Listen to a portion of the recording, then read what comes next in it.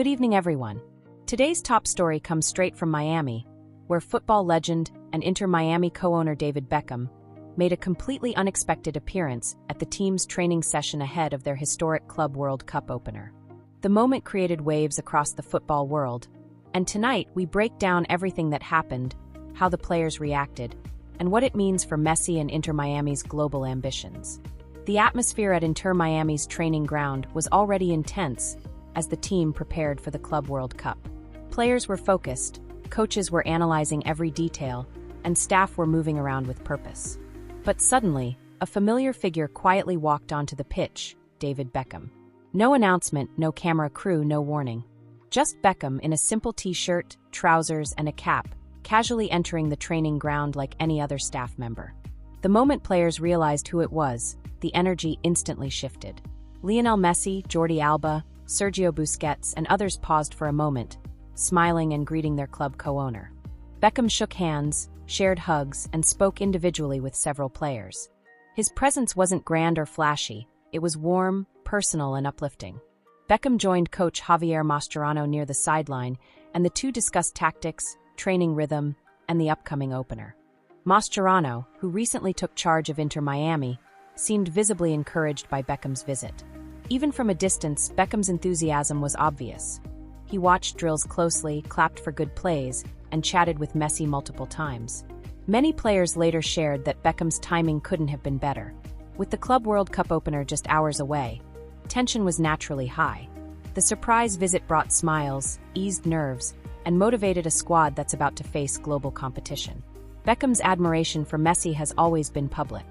He has repeatedly said that Messi is the greatest player he has ever seen.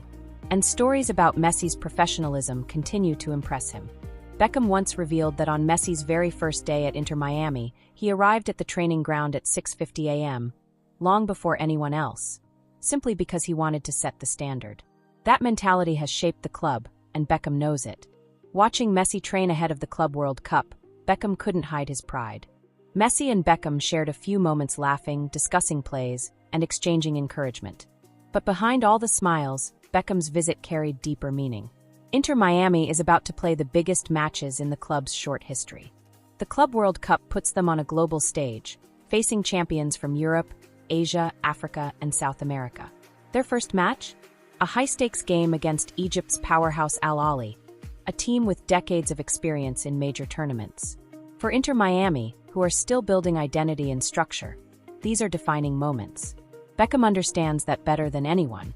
His presence at training wasn't just emotional support, it was a signal, a message that he's fully involved, fully committed, and fully backing his team. Later in the day, Messi delivered a strong performance in the opener, and Beckham shared a heartfelt message praising his captain's leadership. To Beckham, Messi isn't just a superstar, he's the symbol of the club's dream. The dream to build something historic in American football. As Inter Miami continues their journey in the Club World Cup, Beckham's surprise appearance is already being talked about as a turning point. His connection with the players, especially Messi, creates unity, belief, and motivation, exactly what the team needs right now. Tonight, the football world watches Inter Miami with anticipation. A club once seen as newcomers is now standing toe-to-toe with global giants. And with Beckham's leadership, Messi's brilliance, and Mascherano's direction, the team is stepping into the biggest challenge in its history. Beckham announced the launch of Be Up, a honey-based snack aimed at kids as a healthier alternative to sweets. The products hit U.S. shelves this week at major retailer Target, with Beckham proudly sharing his excitement on Instagram. He posted a photo in front of the stocked shelves. "My love of beekeeping and making my own honey began as a hobby and quickly grew into a passion," Beckham explained in June. "As a father and former athlete, it's always been important to me to give my kids wholesome alternatives to sweets. That's why I created BUPA, new snack brand rooted in honey, my love for family and active living. Whether it's early mornings, after-school sports, or weekend adventures, BUP delivers better energy, one delicious bite at a time. This time-tested superfood tastes delicious and provides the energy kids need, perfect for fueling up before practice, lessons, or games."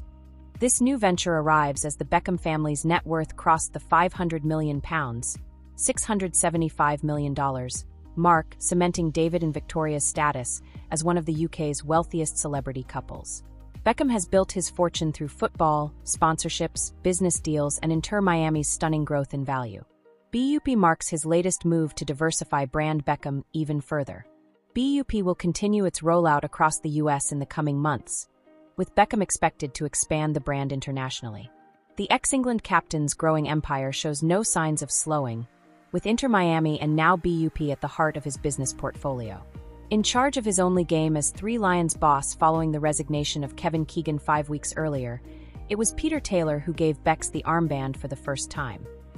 And on today's anniversary, Taylor, 72, reflects on that moment and the match.